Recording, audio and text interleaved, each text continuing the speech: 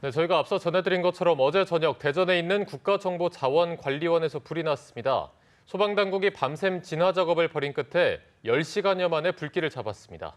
이번 화재로 정부 온라인 사이트 접속이 대거 마비됐는데요. 전문가 전화 연결해서 자세한 내용 알아보겠습니다. 백승주 한국열린사이버대 소방방재학과 교수 나와 계십니까?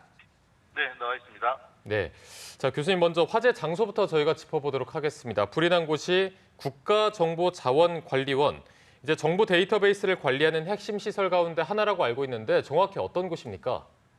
네, 유성구 화암동에 소재했는데 행정안전부 산하기관입니다. 이 국가정보자원관리원은 NIRS, 이른바 정부의 전산자원을 통합관리하는 본원이 되고요. 그러니까 우리가 일상에서는 클라우드 서비스 기관 이렇게 생각하면 되시겠습니다. 예, 지금 현재 행안부 장관 주재 회의를 통해서 위기 단계가 심각으로 격상이 되기도 했습니다. 화재 원인과 관련해서 아직 정확하게 밝혀진 바는 없지만 리튬 이온 배터리 교체를 위한 전원 차단 작업 중에 폭발과 함께 시작된 것으로 추정이 되고 있거든요. 이 리튬 이온 배터리라는 게 일반 배터리와는 차이가 있는지요?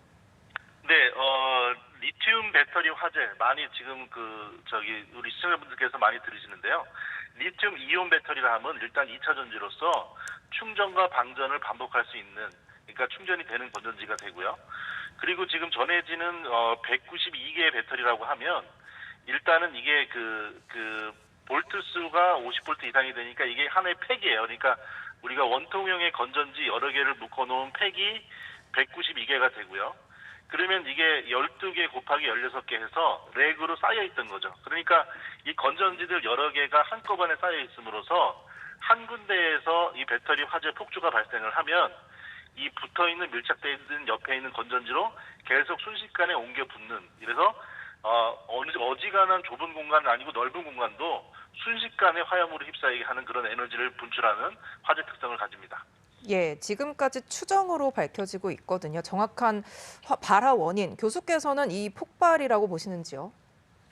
네, 배터리의 열폭주라고 보는 것이 뭐 확정은 아니지만 매우 중요한 원인일 것이다. 분명 거의 확실시 된다고 봅니다.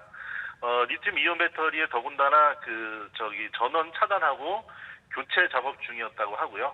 이때가 되면은 배터리 상태가 불안정한 상태가 되는데, 그렇다고 무조건 위험한 상황은 아니지만 작업 상황과 화재 발생 시점을 봤을 때 리튬 배터리의 원인이라고 보는 것이 매우 좀 합당한 것 같습니다. 예, 그러니까 배터리 자체에서 문제가 될 수도 있는데 또 전기적인 요인에 의해서 불이 옮겨 붙었을 가능성도 있는 거죠? 충분히 그렇습니다. 그러니까 이게 배터리가 예를 들어 발화원이기도 하면서 이 중요한 화재 원인이 됩니다. 리튬 이온 배터리의 열 폭주, 이른바 내부에서 열을 뿜어내오는 방식이거든요. 그렇게 되면은 불을 붙이는 정도가 아니고 이 자체가 왕성하게 불을 내게 되고요. 우리가 이제 과거에 아주 옛날에 미국 서부에서 석탄을 떼다가 석유를 하기 시작했을 때 석유를 나무통에 저장하고 저장 방법이 잘못돼서 화재를 많이 피해를 입었었어요. 그것처럼 지금 리튬이온 배터리도 새로운 대책, 새로운 방책이 필요한 시기가 됐다고 봅니다. 예. 예, 자 어제 화재가 발생한 시각이 어제 저녁 8시 20분쯤이고 초진이 완료된 시간이 오늘 오전 6시 30분쯤 약 10시간 정도가 걸린 건데 이렇게 진화 작업이 오래 걸린 이유는 어떻게 분석하고 계십니까?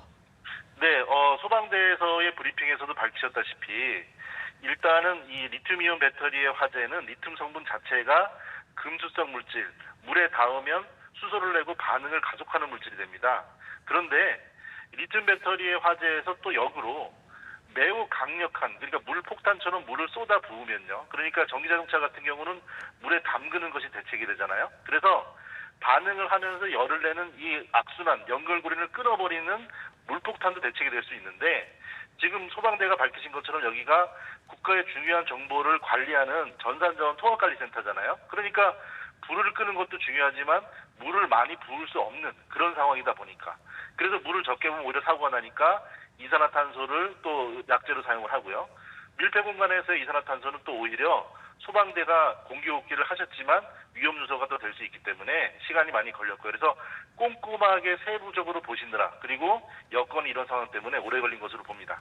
네, 일단은 많은 양의 물을 일시에 뿌리기가 조심스러웠다 이렇게 정리해 볼 수 있을 것 같은데 리튬 이온 배터리 화재가 그 일반 화재 때와는 좀 다른 방식으로 불을 꺼야 합니까?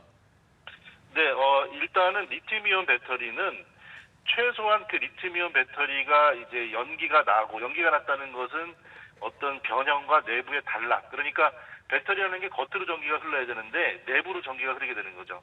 그럼 그 다음 단계가 열폭주로 이어질 확률이 매우 높거든요. 그래서 연기가 나고 그런 과정에서 담글 정도의 물이 있어야 됩니다. 그래서 그런 대책을 세우는데 사실상 어렵죠.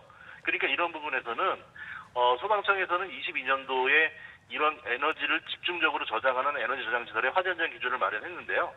그런 물폭탄과 아울러서 방화 구획하는 조그맣게 구획을 해서 그 구획 안에다가 배터리 장치를 보관하는 이런 기준을 만들기도 했습니다. 그래서 이번 사고는 그런 정도 규모의 대상은 해당되지 않지만 이런 부분을 참고 삼아서 물에 담그거나 바로 그럴 수가 없는 상황이니까 별도로 구획하거나 배선 배관을 강화하는 그런 조치가 필요해 보입니다. 네, 이게 리튬이온 배터리 화재 같은 경우에는 일반 화재보다 연소 같은 경우가 더 빠르게 이루어지는지 차이점이 어떤 건지도 궁금합니다.